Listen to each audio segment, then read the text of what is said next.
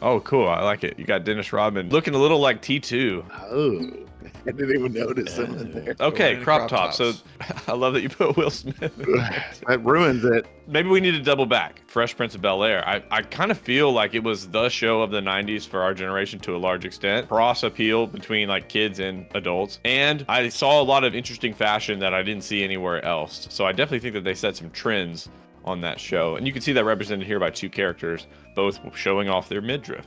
Obviously, a striped shirt with a crop top was very popular. And Kev, there's Tyra Banks. Any thoughts? You think that my first crush was Tyra Banks, but it's not. It's Ashley Banks. T Banks is much more attainable. Cool. Tyra Banks is a real person. Ashley Banks is a character, so that makes sense. Ashley Banks in the crop top, because I remember that as a kid. Like, whoa!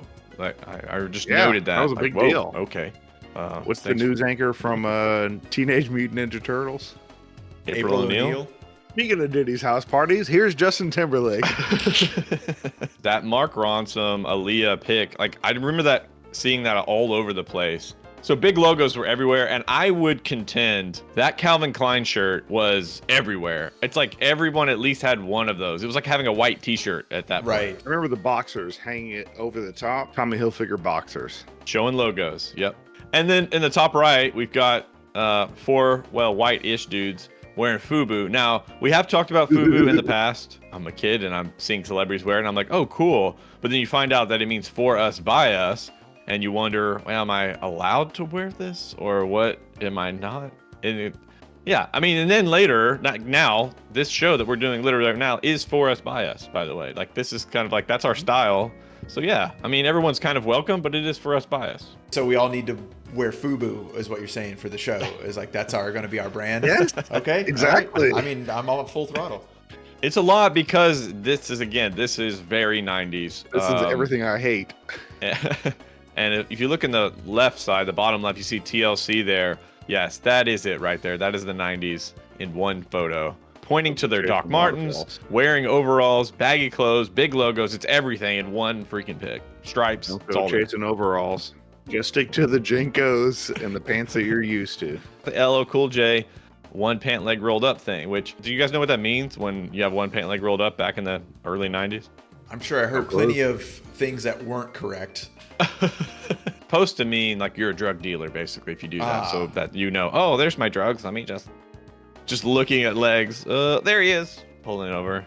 It's so much 90s. I can't take it. He's skying in Jinkos. I can't take this. I've always been jealous of women in dresses because it seems so, God blessed, comfortable. Kev, wear a dress. Nobody's going to stop you, man. You're huge. Now, the picture that started this whole thing off for us is also featured down there in the bottom. Oh my God, the crisscross. I just noticed it. Yep. Holy This is the quintessential one. And again, I just noted that Taz has fucking dreadlocks. So does Bugs.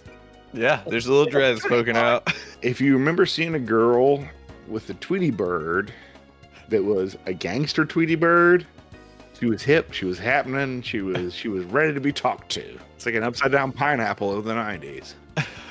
By the way, Tanner's right. Shout out to Aunt Donna. Had the Tweety Bird tattoo. Oh, OG, God one of the first ones to get it on her leg. I remember. We got to touch on the juicy though. Yeah, let's touch the juicy. The juicy butts. As much as I love butts, I don't want them to be juicy ever. You don't want that juicy caboosey? Baby powdered instead. Yes, Powder that booty. Dang, Tanner dropping some knowledge. The Warner Brothers characters were from New York designers putting on their streetwear clothes, and that led to Michael Jordan and Space Jam. Whoa. What? Dang, Fuck fashion off. rules the world. Underneath it all, it's Zoolander. Fashion is running everything. On to Doc Martens. This pose got me. They so.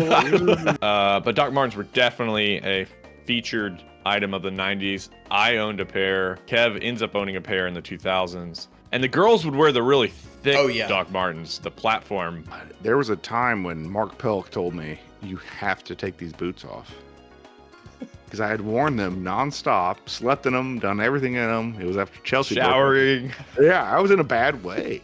And Mark Pelk told me, you have to take these off. And I took them off, and he said, put them back on.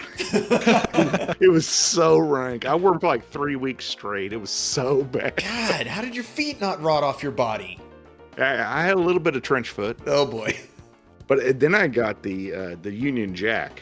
Each layer of the Union Jack was leather, and they were great freaking boots. Kev's Union Jack Doc Martens were iconic. He wore them regularly. He was wearing custom jean jackets. Still have those that. Doc Martens. Oh, Yeah. fuck. I'll go get it.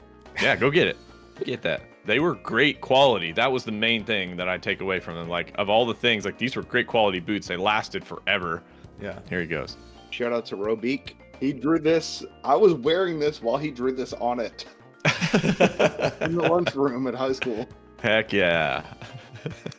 The shirt, the t-shirt looking thing underneath the dress. I remember this. I never quite got it exactly. I don't. Maybe Sam or someone else. Tanya, female. Maybe Tanner actually. What? Never mind. Shut up, ladies. We got Tanner. Maybe Tanner. Tanner, let us know why this was a thing. All of these things had made comebacks, by the way. About 2016, 2017, 2018, they were wearing these again. And I'm like, what's going on? They're wearing the mom jeans, the Doc Martens, this, chokers.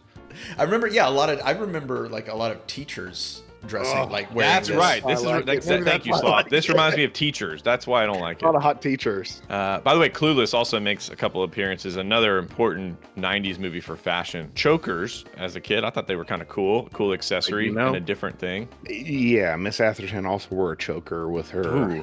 Yeah. All right, we're gonna have to move on. We're gonna have to Take move a along break. here. Gen Z borrowed a lot from the late 90s. Yeah, you're right. And bucket hats. Oh, no. Bucket hats will probably show up at some point. Well, the last thing we have, that damn khaki Gap commercial. It's got a Matrix camera move in there. Bullet time Yeah, stuff. the bullet time stuff. It's like, it's well and truly dead now. Yeah, way to make it not cool, Gap. Dude, everyone knows that grew up in the 90s. You just showed this screenshot here. We're good. It's playing in our minds. That commercial, because we saw it every 5 minutes. That commercial played. Jump, jive, and then you really got. They're trying to make khakis cool. It had an opposite effect on me. I got into swing music because it just kept playing. I was like, okay, that's pretty catchy, actually. You Get What You Give music video. You've got a tie in there, Tanner, because on the front cover of that new Radicals album, he's wearing a freaking bucket hat, man. Yes. It's all tied together. Yeah. Maybe you just have a new Radicals obsession.